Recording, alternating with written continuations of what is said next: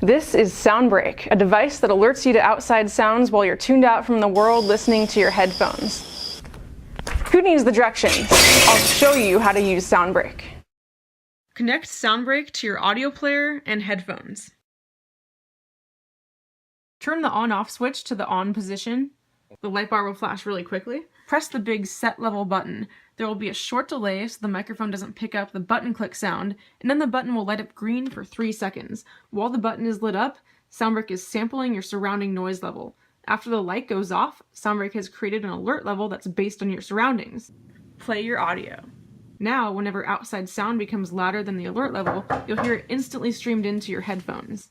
If you want, you can press the up or down button to increase or decrease the sensitivity of the alert level. If you're using Bluetooth or RF headphones, connect a Bluetooth or RF transmitter, module, or dock to SoundBrake's jack cable, and pair the transmitter with your wireless headphones.